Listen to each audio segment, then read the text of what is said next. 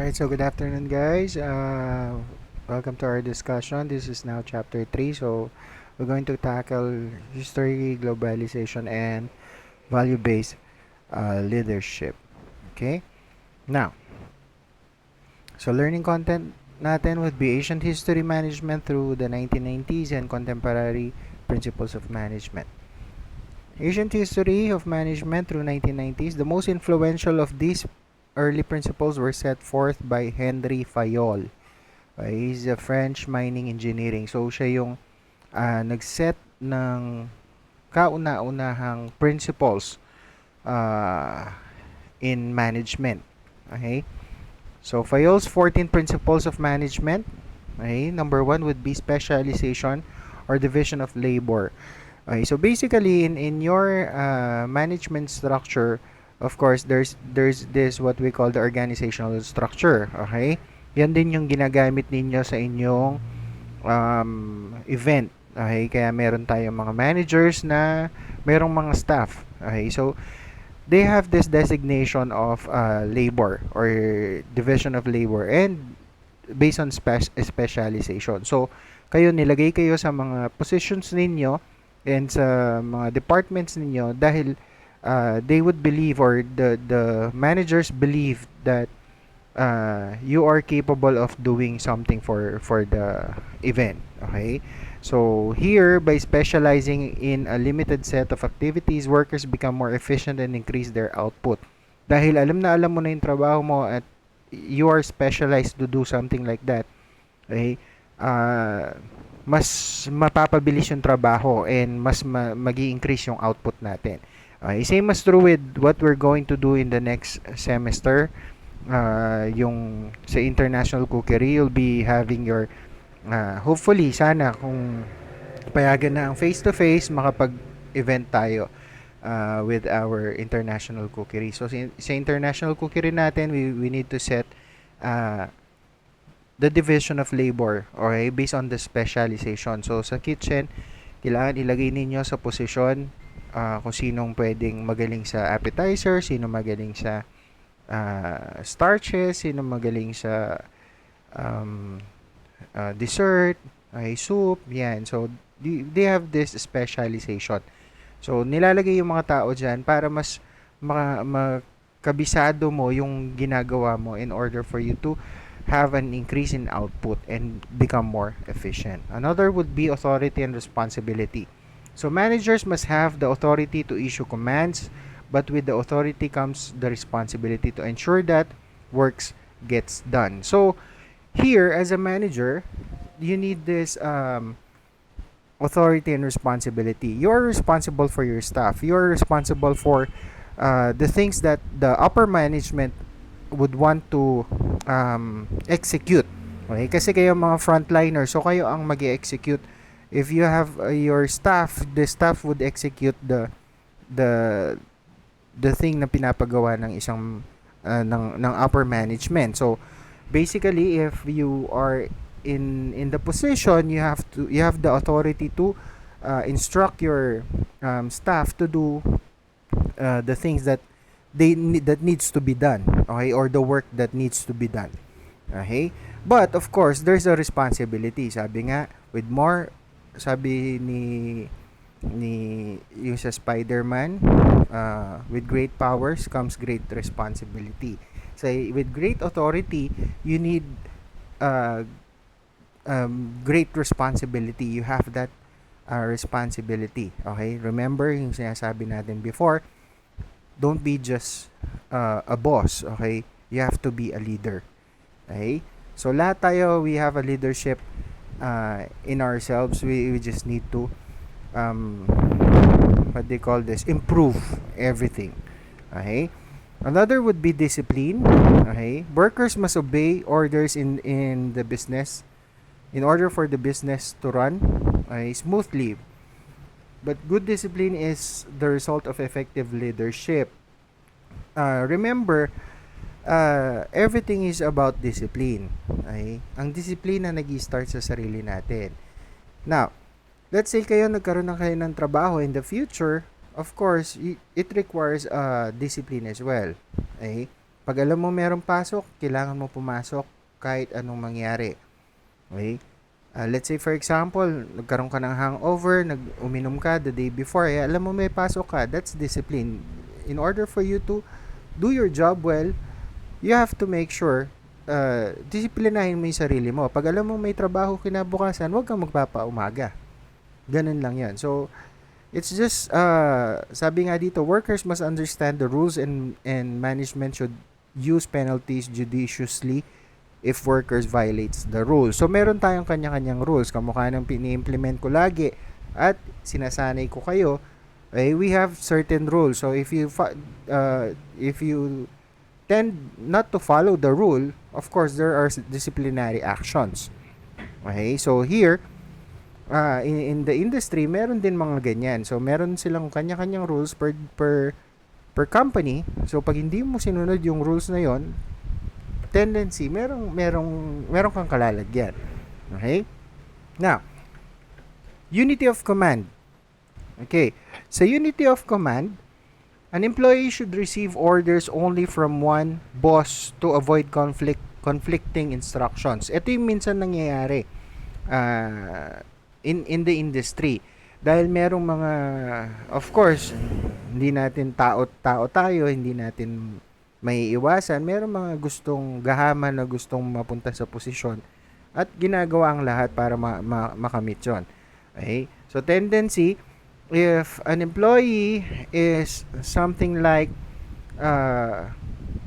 nagmamagaling, okay, alam naman natin we need to make sure that we follow only yung command ng ating nakakataas. Hindi tayo makikinig sa iba. So, basically, if you are under, let's say for example, ako manager nyo, under kayo sa akin, ako lang ang pakikinggan ninyo. Okay? Sa akin lang kayo makikinig. Okay? Pero, dumating halimbawa, sabihin na natin, Sir Mike, dumating si Sir Mike. Si Sir Mike naman, ito yung sinasabi niya, iba yung sinasabi niya. So, hindi mo alam, as an employee, hindi mo alam kung sino susundan mo.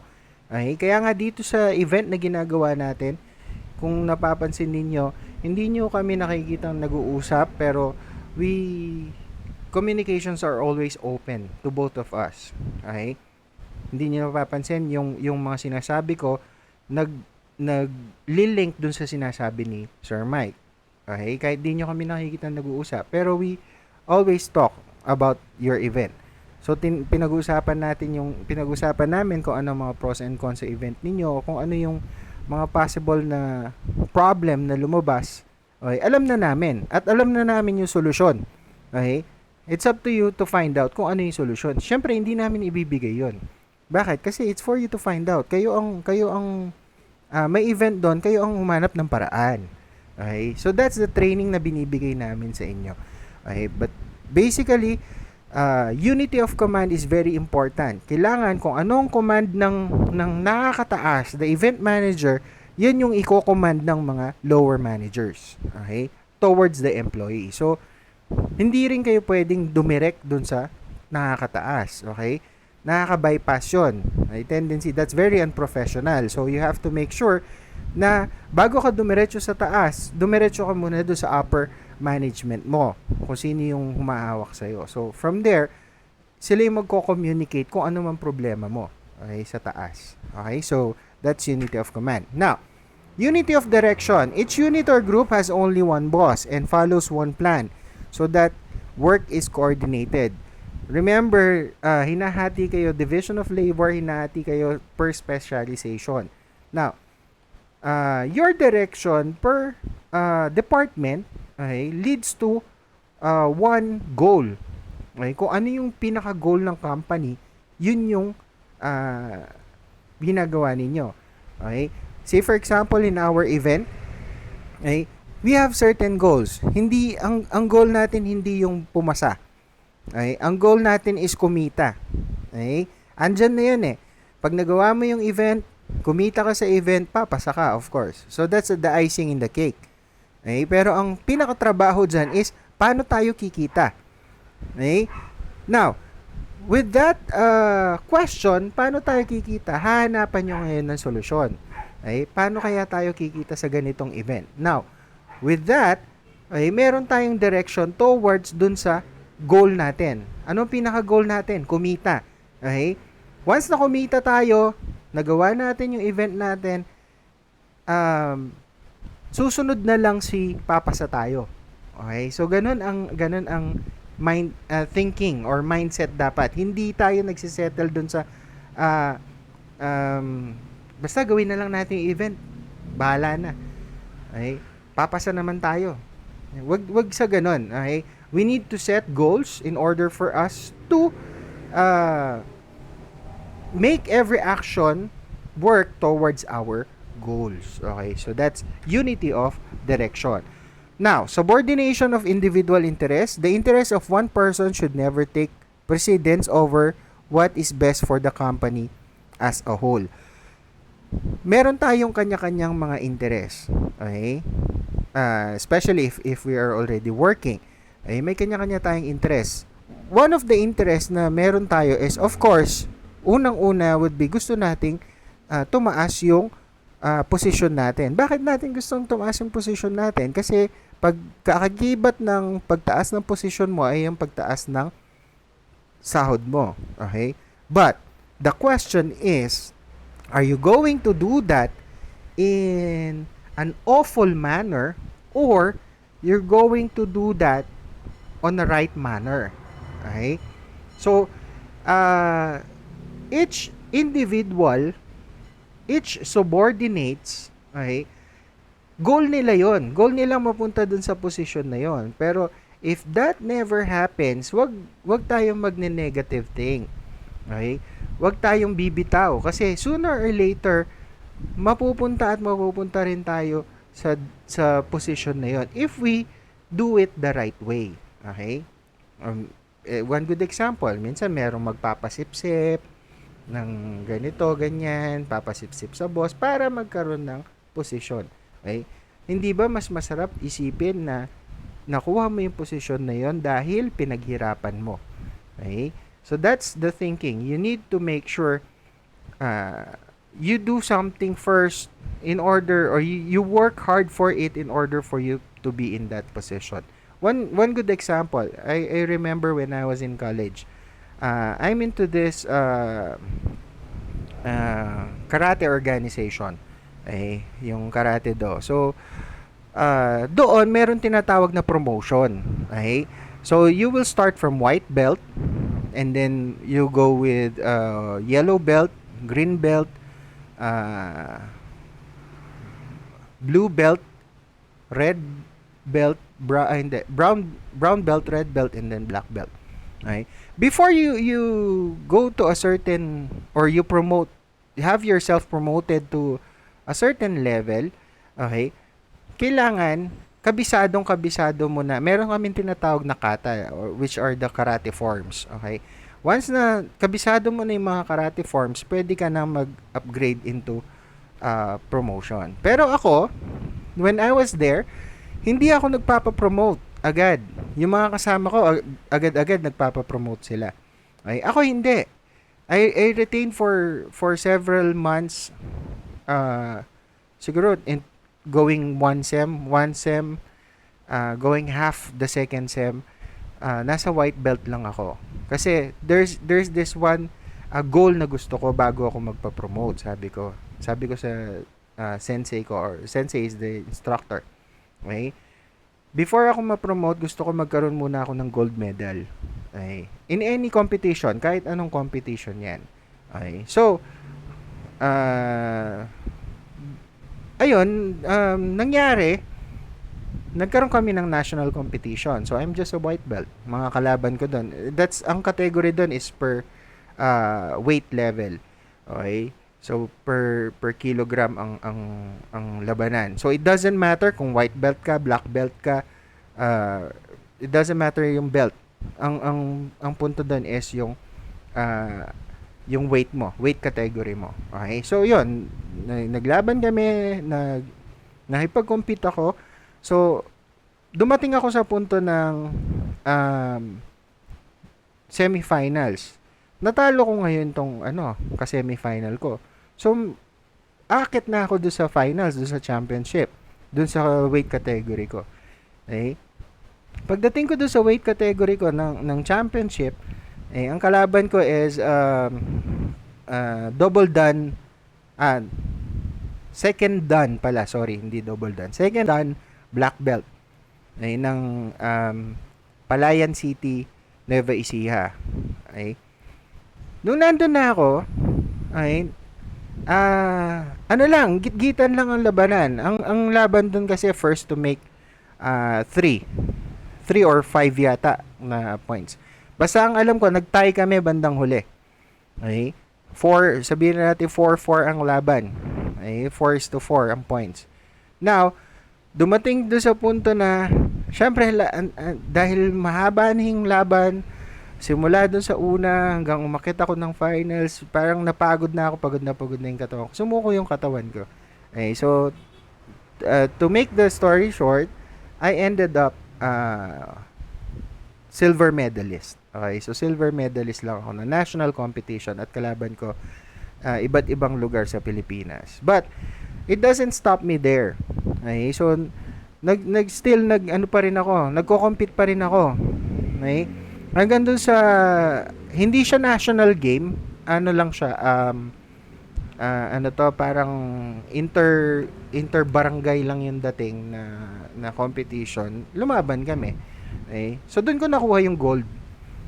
Okay? Nag-champion ako, doon ko nakuha yung gold. Nung nakuha ko yung gold doon na ako nagpa-taas ng yellow belt. Okay? So nung nag-yellow belt na ako, ganun pa rin. Ganun pa rin yung ano ko, pinapractice ko yung kata, minememorize ko yung kata. And then sumasabay kami sa mga competition, lumalaban kami. Hangga't hindi ko nakukuha yung gold, hindi ako mag-aangat. Nakuha ko rin yung gold nung pagka-yellow belt. So, na-appraise ako. Kaso, lumipat ako ng ibang instructor. Lumipat ako ng ibang instructor for my own, development. So, lumipat ako ng ibang instructor. So, yun, nakuha ko yung green belt. So, nag-green belt na ako. So, suma total, umabot lang ako hanggang green belt.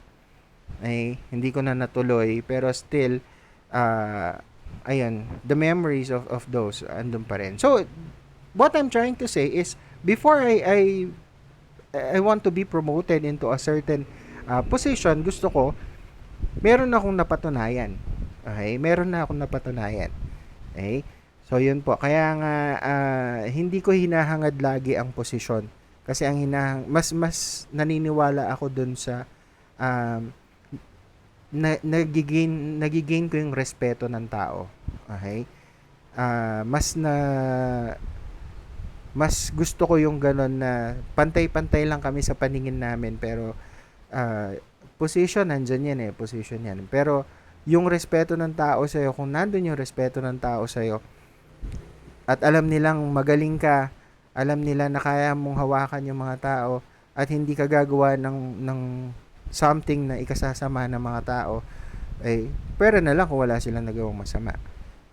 Ganun lang din yun. Okay, so that's the training na binibigay ko rin sa inyo. Okay? Especially ngayon na magkakaroon kayo ng event. Okay? Merong reason kung bakit ako sumisigaw, bakit ako nagagalit. It's because hindi na kayo bata. Hindi na kayo bata na puro laro na lang.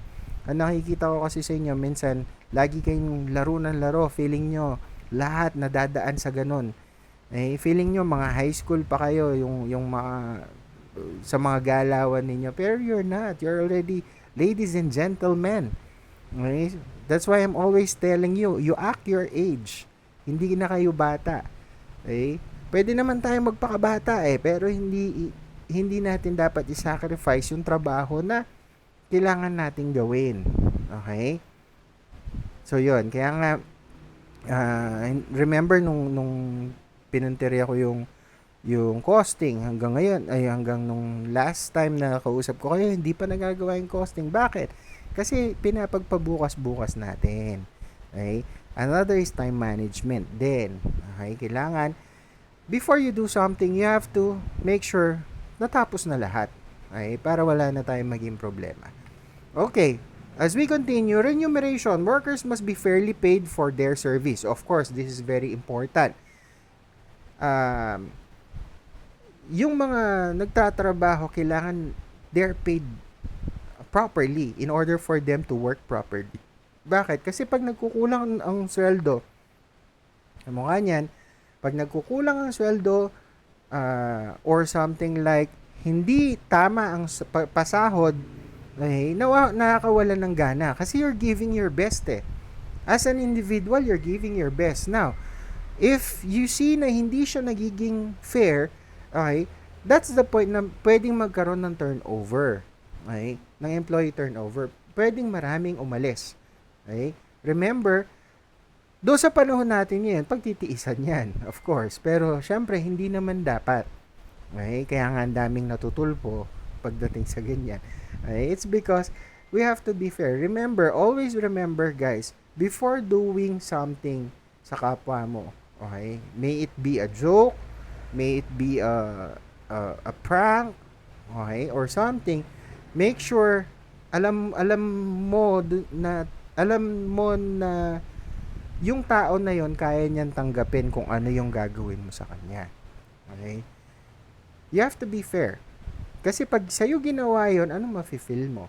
Okay? Yun yung lagi mong isipin. Always put yourself in the shoe of others.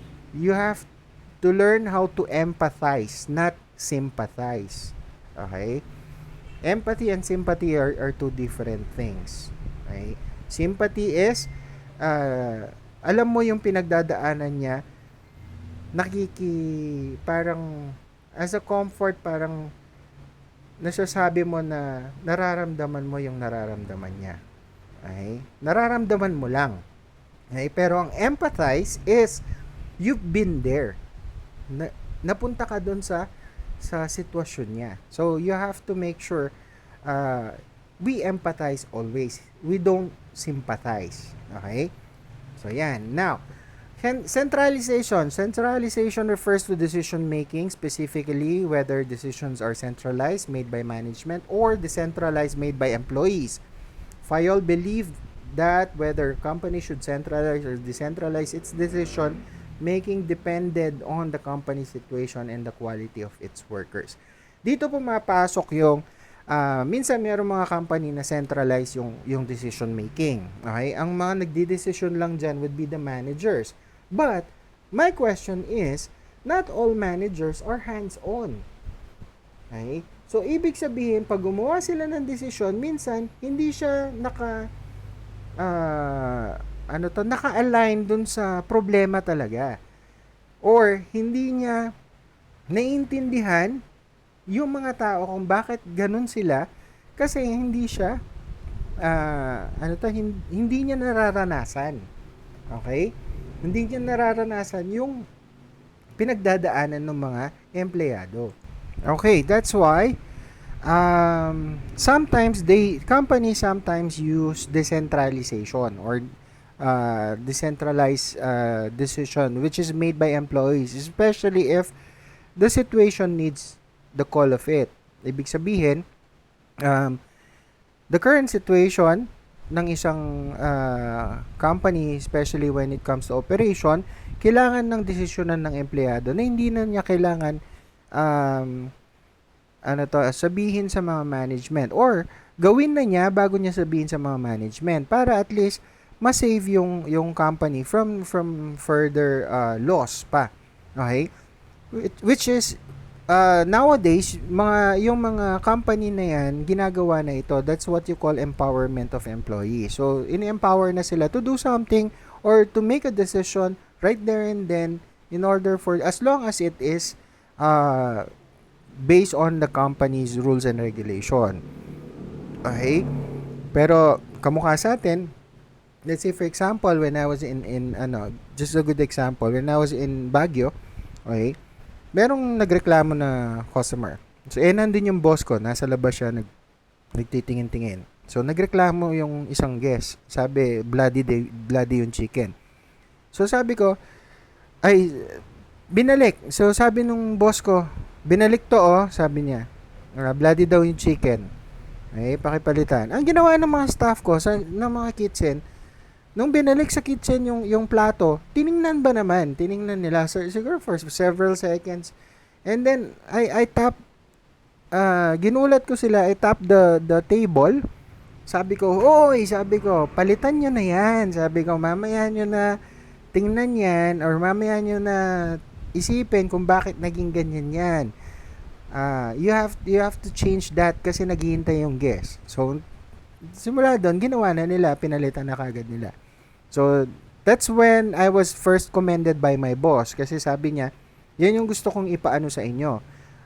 You have to be solution-oriented, sabi niya. Kasi, oo, nagkamali tayo. Siguro nagkamali yung mga staff mo na nagkulangan ng oras ng pagluluto or masyadong malakas yung apoy or yung temperature kaya luto na sa labas or sunog na sa labas, hindi pa luto sa loob. Or tendency frozen yung chicken na niluto nila. Kaya nga, magandang ginawa mo na sinabihan mo sila na mamaya na isipin yung problema, isipin muna yung solusyon. Gawa na ng solusyon, palitan na para hindi tayo napipending. Sabi ko, yes, chef. Sabi ko kasi ganun talaga dapat. Hindi natin maiwasan po yan kasi we are in the food business. So, sa food business, meron mga flaws na mangyayari. Pero, it's how you not actually cover the flaws, pero you try to, what do you call this, satisfy your guests, Kasi, in order for you to have a comeback from the guest. So, saka na namin po pag-uusapan. Later tonight po, sasabihan ko sila ng kung ano yung dapat gawin when it comes to the chicken para hindi sila, hindi tayo malagyan ulit ng ganun na kulang siya sa luto or bloody pa yung chicken. So, yun. So, that's the decision being made right there and then. So, basically, decentralize yun. Okay? Pero when it comes to management, of course, pag minsan kasi sa mga company, meron pa yung sandali lang po, papa-approve ko muna kay ganyan. So, it makes it more, hindi pwede sa industry natin yon. Sa industry natin, especially when it comes to food, kailangan pinapalitan ka agad dyan. Okay? That's a minimal cost na masasave mo naman when that customer is already satisfied. Okay? Next. Okay? Line of authority. The line of authority moves from top management down to the lowest rank. Okay? This hierarchy is necessary for unity of command, but communication can also occur laterally if the bosses are kept aware of it. The line should not be overextend or have too many levels. So, kung ano yung organizational chart ninyo, okay, that's how the communication should flow. Okay? Pwedeng i-extend yan at a certain point, pero hindi siya pwedeng i-overextend. Kasi tendency, pag in-overextend mo yan, especially if the management is only listening to one side of the story, yun ang medyo mahirap. Yeah, meron mga boss na ganyan. I have experienced that also. Okay, when I was in 19 degrees, okay, one of my boss is ganyan, one-sided siya. So, kung ano yung nasagap niyang chismis, yun na yung totoo para sa kanya.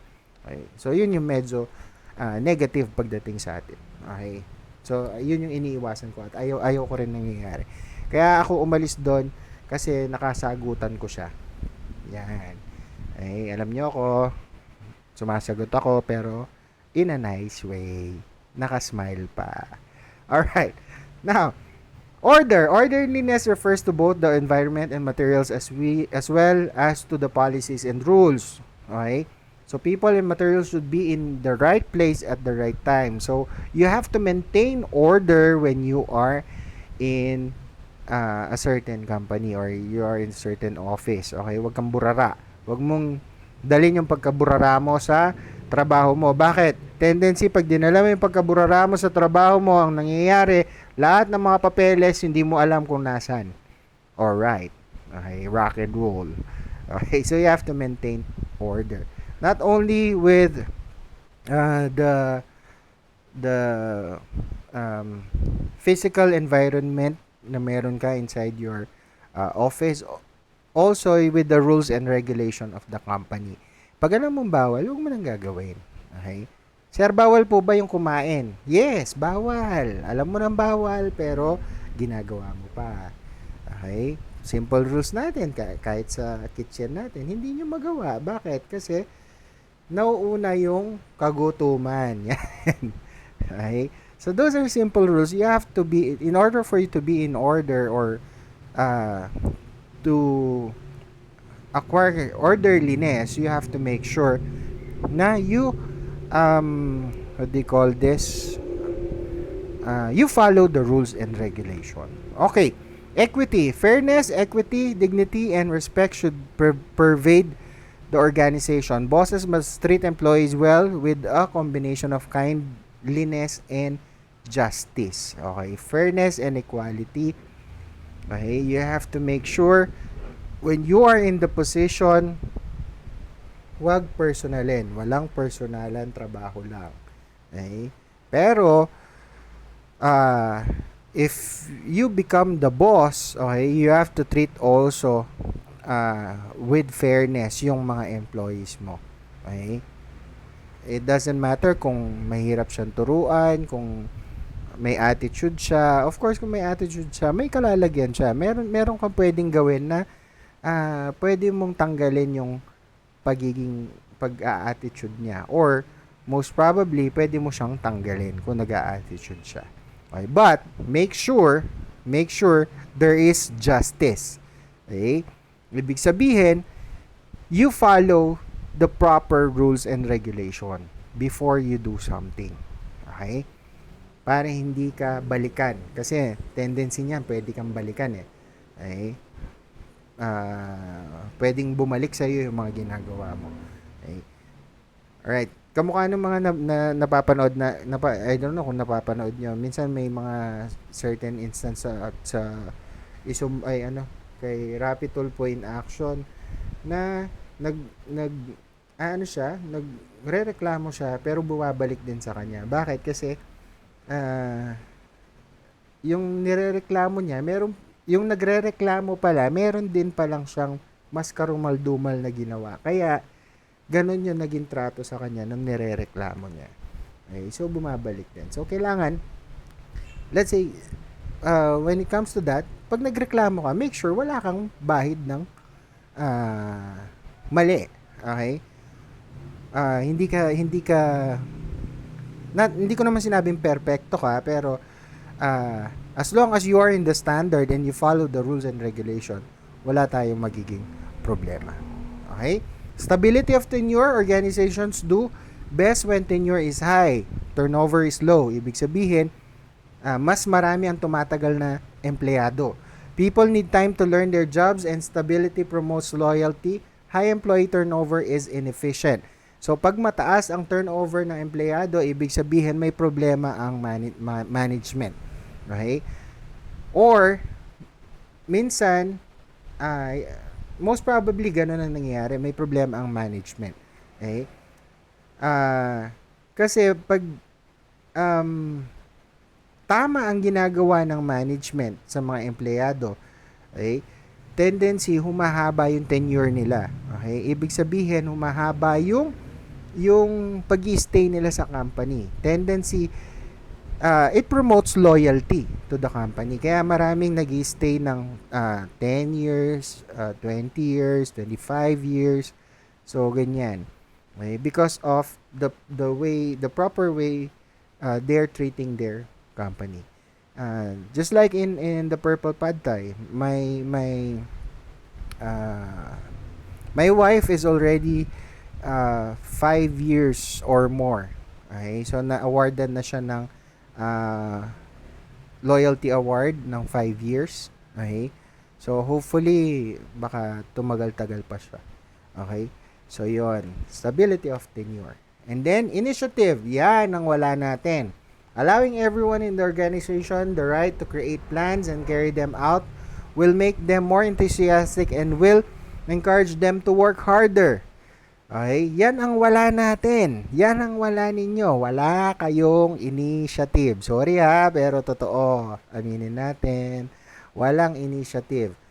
If you want your section to be like the previous section, okay, yung mga natapos na, actually natapos na sila pero hindi sila nag-graduate or hindi pa sila nag-graduate. Okay, because of the pandemic. At the same time, because of ang dami nilang mga backlogs. Ang dami nilang mga binabalikan sa amin. Bakit? Kasi hindi nila tinatapos yung trabaho. Walang initiative. Kung hindi mo sila sasabihan, hindi sila gagalaw. Hopefully, hindi kayo maging ganon. And I pray na hindi maging history repeats itself. Okay? So, I would tell you guys na ngayon pa lang, okay, makialam na kayo, have that initiative to do this and to do that in order for you na ma-accomplish ninyo yung event ninyo, and not just the event but the other things connected with your events, just like the documentation. Yan, meron pa yan, mga documentation. Alam niyo yan, nag-event na kayo na una. Okay? Hanggang ngayon yata wala pa akong nakikita ng documentation. Hindi ko alam kung meron na. Or meron na, hindi ko lang nakita, or meron na, baka nakalimutan ko lang. Okay? So, paalala nyo sa akin kung meron na nga kayong documentation para do sa last event na ginawa ninyo, yung last SEM. Okay?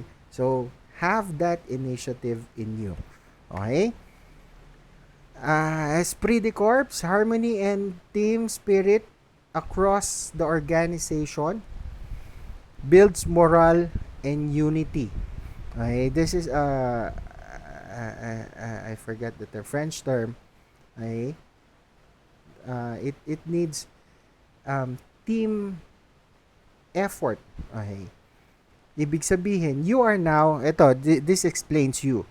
Okay, if you will not have harmony and the team spirit, okay, in your organization as event management class or as a whole class, okay, you will always be divided. Hindi kayo magiging united. Okay? Tandaan niyo yan. Never kayo magiging united and never magiging successful ang gagawin ninyo if you won't set aside your differences. Okay? Once na set aside yung differences ninyo and you work unitedly, okay, dun pa lang magiging successful ang event ninyo or any event na gagawin ninyo. Tandaan niyo yan. Okay? That explains Esprit de Corps. Okay? Now, management ideas of 1990s. Peter Drucker was the first scholar to write about how to manage knowledge workers, with his earliest work appearing in 1969. Knowledge workers, these are those what we call skilled workers already. Okay? 9 principles of management that are embodied in excellent organization based from Peter Drucker. Okay? Number 1 would be managing ambiguity and paradox. The ability of managers to hold two opposing ideas in mind at the same time and still able to function effectively. Okay? Minsan kasi ang mga managers, they have this parang napupunta sila sa dilemma. Okay? Sometimes they have this doing what is right and what needs to be done. Okay, so parang ganon. Okay, so still, kahit na meron kang ganon na iniisip, or sabihin na natin meron kang mga problems na na-encounter, okay, still you are able to function effectively. Okay, that's one of the principle na sinabi ni Peter Drucker. Okay. A bias for action, a culture of impatience with lethargy and inertia that otherwise leaves organization unresponsive. Okay? Bias for action, sometimes ito yung mga nagiging problema ng isang company. Okay? Parang minsan meron silang ginagawang action for a certain people, pero on other people wala silang nagagawang action. So they become biased. Hindi pantay-pantay yung ini-implement nila. Okay? Another would be close to the customer. Staying close to the customer to understand and anticipate customer needs and wants. In order for you to understand your customer, you have to blend with your customer. So kailangan alam mo kung ano yung mga gusto nila at wants nila in order for you to develop. Okay? Para alam mo kung ano ang pwede mong gawin sa mga products mo para magkaroon ng anong tawag nito? um, or ano to, ma-improve mo kung ano yung meron ka na. Okay? And then, autonomy and entrepreneurship, actions that foster innovation and nurture customer and product champions. Okay?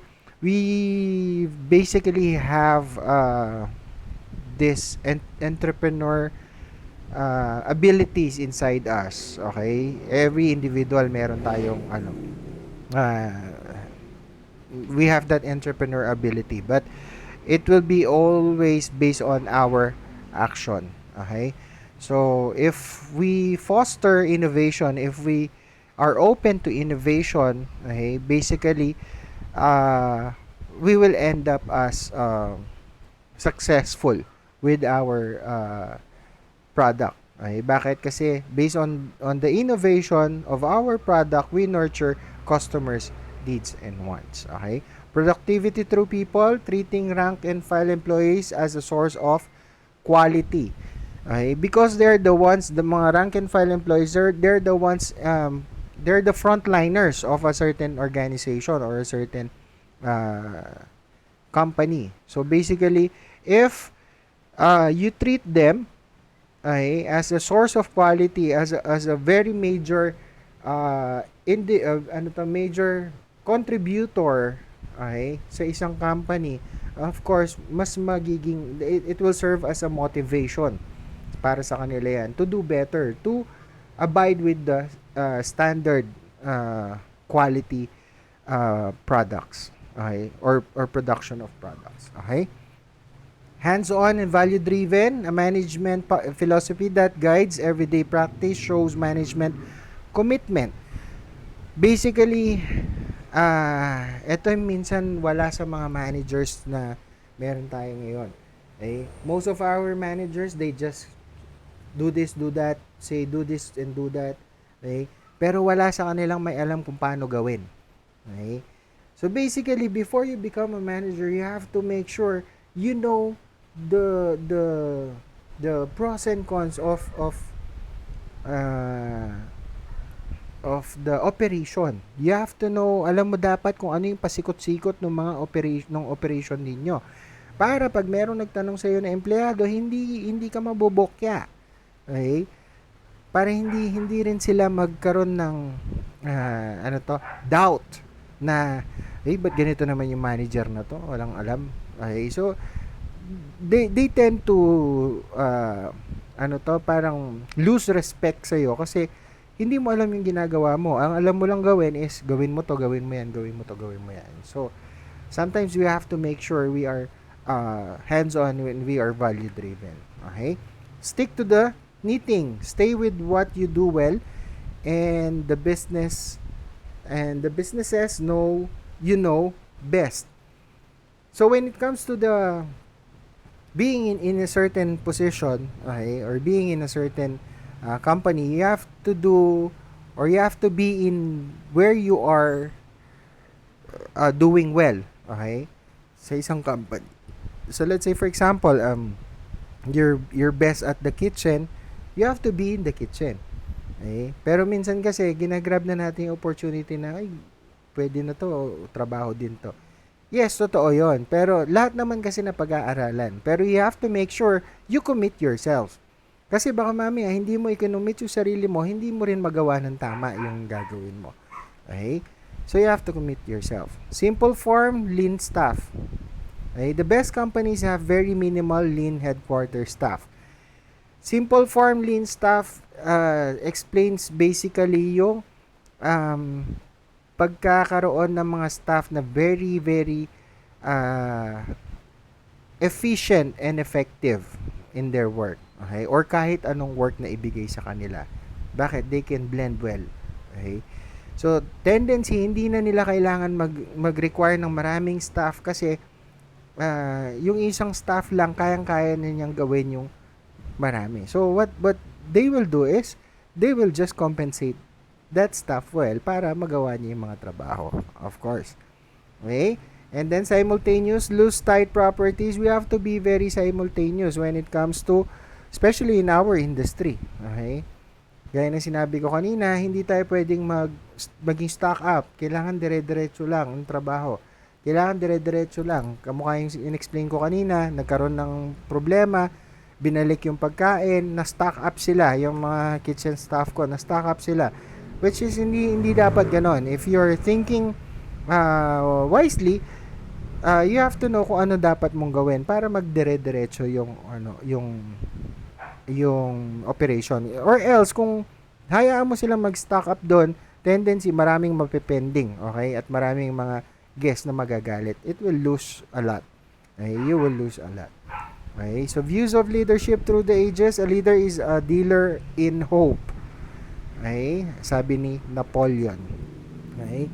I suppose that the leadership at one time meant muscle. But today, it means getting along with people. So, dati ang leader, sabi ni Indira Gandhi, it meant muscle. So, parang kamay na bakal siya. But today, it means getting along with people. Okay? This is what explains connection. Okay? So, you need to connect with your people in order for them to connect with you. You open up with people in order for them to open up with you. Okay?